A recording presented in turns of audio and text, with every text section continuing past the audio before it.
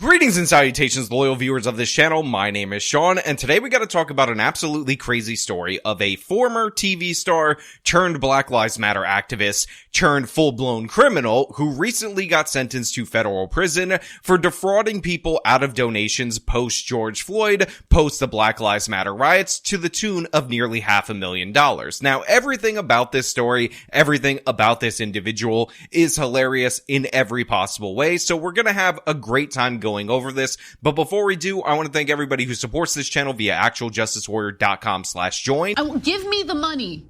Give me the money.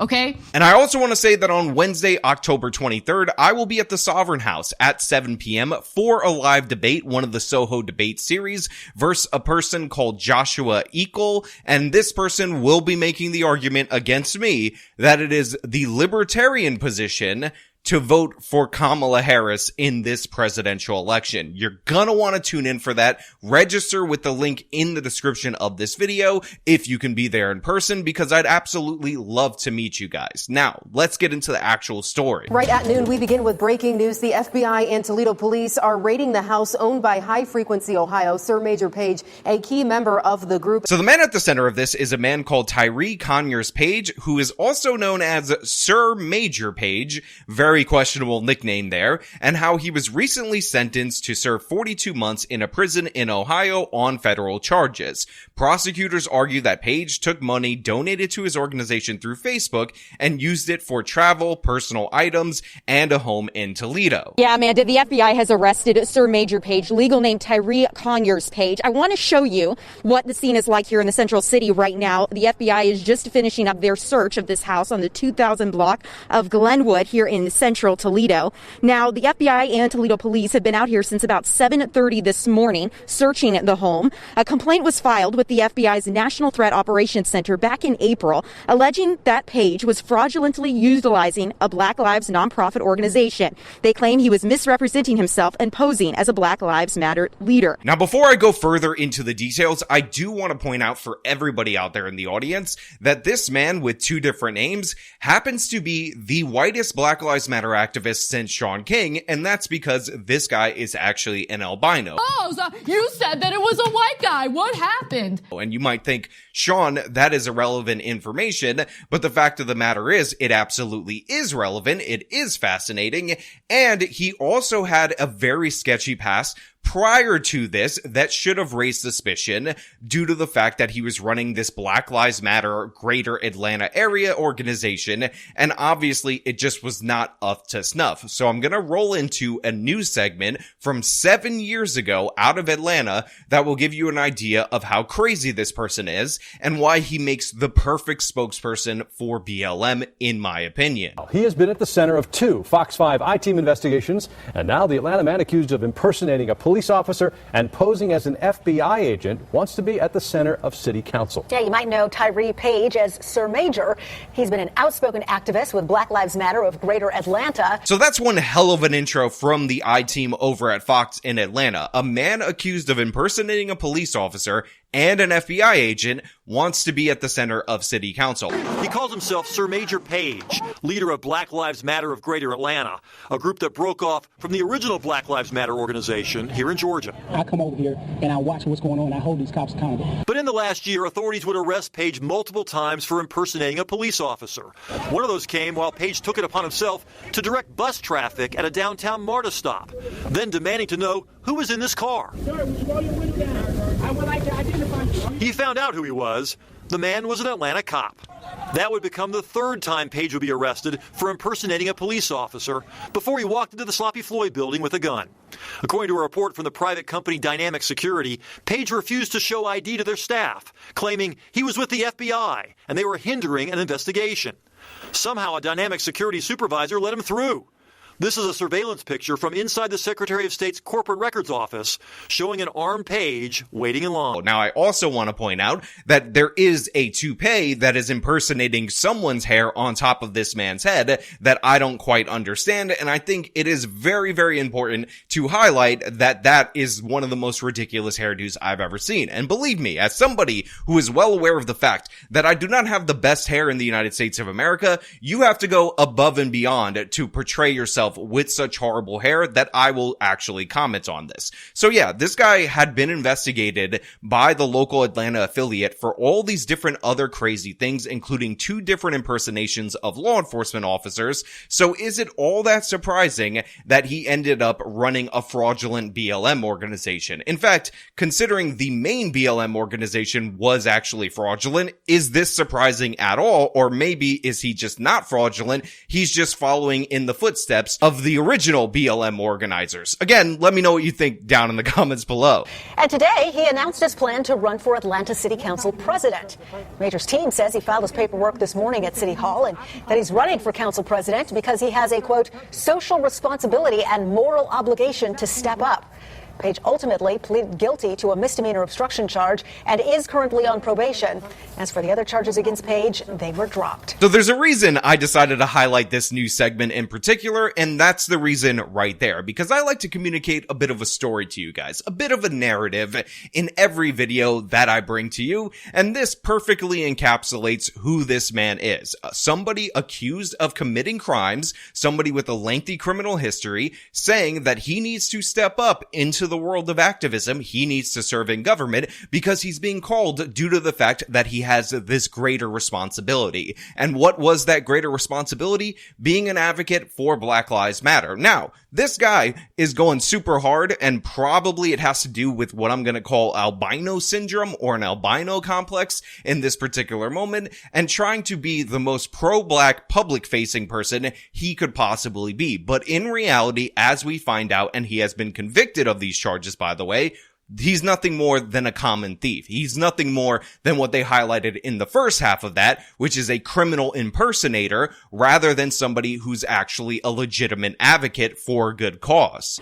Ultimately, the FBI says Sir Maejor Page has spent over $200,000 on personal items generated from donations received from that account with no identifiable purchase for social or racial injustice. So we go to the Daily Mail and we find out that in 2020, Page created social media and GoFundMe pages under the name Black Lives Matter of Greater Atlanta, and he's accused of exploiting the murders of George Floyd to fraudulently collect $500,000 from over 1,000 donors. Investigators say he kept money for himself to fund his lavish lifestyle, evidenced by clips played in U.S. District Court on Tuesday, which he raps about making 6 figures while putting on gold cufflinks, the Toledo Blade reports. So there's more than a few photos in this Daily Mail article of him dressed up in fancy suits. There's one where he's popping the watch right there, and I actually have a robot watch on me right now. It's not as fancy as the one that he's wearing, and you could see all over his social media, he's bragging and flexing, and of course had this rap album and whatnot,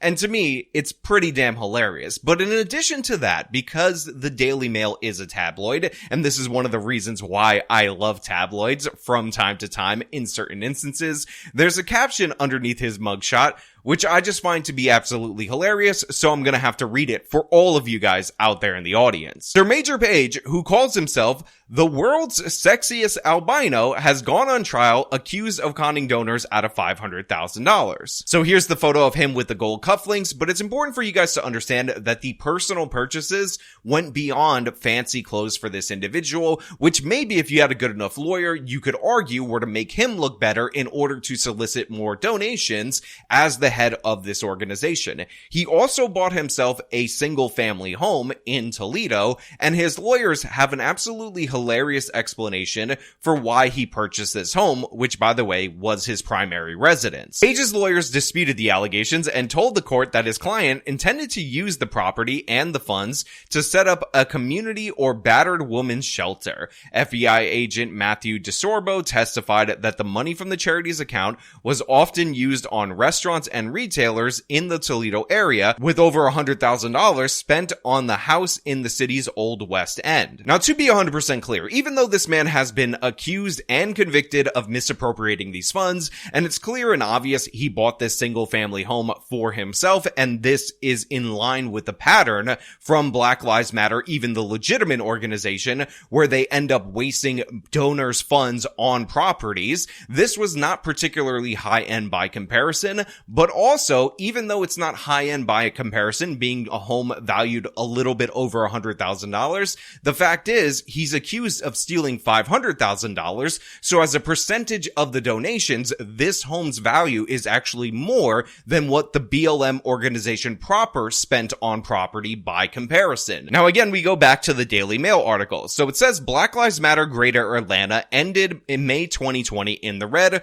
according to Bank of America records shown to jurors. But after George Floyd on May 25th that year, donations began rushing in. By mid-June, $36,493.80 had been donated from its Facebook fundraising page to the Bank of America account, as America was racked by protests and discussion over police brutality and anti-black racism. In July, $370,000 was transferred from the Facebook fundraiser to the Bank of America account, with another $53,000 wired in August, according to prosecutors. Another member of High Frequency, Sir Maejor Page's organization, Ron Goolsby, tells me Sir Maejor Page didn't live in this house, but stayed here some time.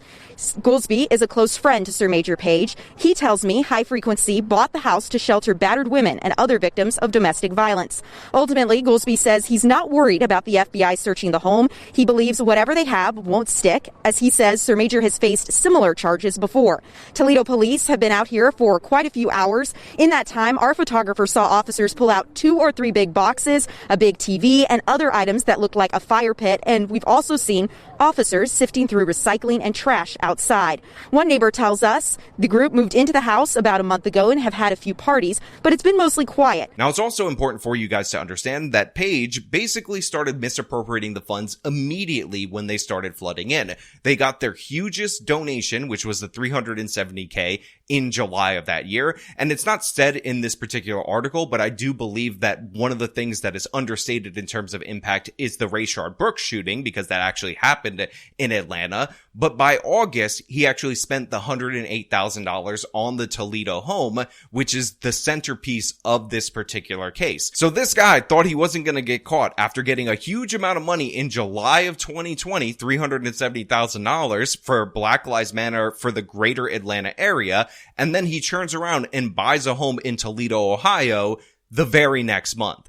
August of the next year. And he says, oh, don't worry, I was going to have plans for a community center or, a women's shelter or whatever. You could totally trust me. Also, do you like my gold cufflinks? Now, the nonprofit was listed as being headquartered in Atlanta and had received 1,000 donations after Facebook account holders set up donation portals for their birthdays or other occasions. But after the organization lost its federal tax exempt status and its Georgia incorporation, donors became concerned and began asking questions. Among them was a Facebook user called Sarah Mills, whose message to Page was submitted as evidence. It's wrong what you are doing. You should not be tricking people this way, she said. Now, they were reassured that the funds were being used in order to support Black Lives Matter causes, but obviously we find out through the trial that that's not real. We also have more photos of him dressed in suits wearing an I Can't Breathe mask, which is just ridiculous and absurd in every possible way. But again, like I said before, that home purchase in August,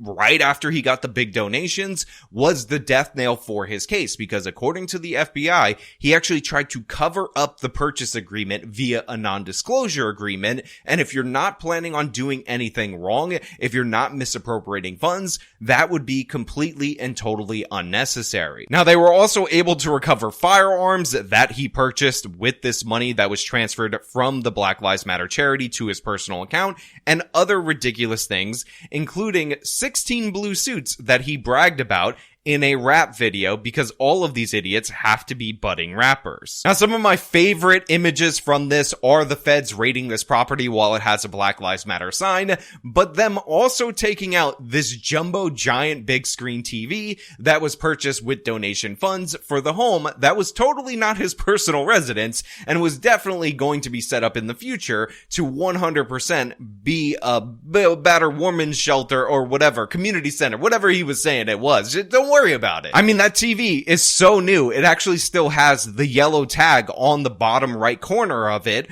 from the store. So this guy just living up in the life of luxury on the Black Lives Matter donor dime, and to me is kind of comedic gold. Also the fact that he's an albino. Oh, so you said that it was a white guy. What happened? And a former Hollywood actor. He was in that show American Horror Story season 3. It's just A+ material all the way. Now, like I said, he was sentenced to 42 months in a federal prison. With good behavior, he will likely be out after 2 to 3 years, and let's be perfectly honest, that is very likely to be the case. But this is a cautionary tale. Now look, I know a lot of people out there in my audience are not feeling all that bad for the people who donated money to this organization and got completely ripped off because they don't like Black Lives Matter, the organization. And honestly, if you donated to the real organization, you would have got ripped off as well. But the fact of the matter is, there is a lesson we can all take away from this, which is first and foremost, especially right now while we have these hurricanes and all the damage and all these different Facebook fundraisers, which is just because something sounds like the name of an organization you want to donate to doesn't mean you should donate online like that, because there is a good chance that you could also be scammed in a similar way. And it's obviously much more tragic when we're talking about the victims of a hurricane or something like that. On top of that, I want to point out, if it has Black Lives Matter on it, there is a better than not chance that it is being run by a criminal, by a scammer, somebody who's looking to personally profit off of this. But this one is notable because the guy's literally an albino, which means he is quite literally the whitest black guy of all time, next to Shaun King, of course. And to me, that adds additional comedic value to this particular story. But I want to know what you guys think down in the comments below. As per usual, if you like the video, show them by leaving a like, subscribe for more content, follow me on the social media, support me via the sport links in the description of this video. This has been me talking about the comedy gold associated with this case. Till next time.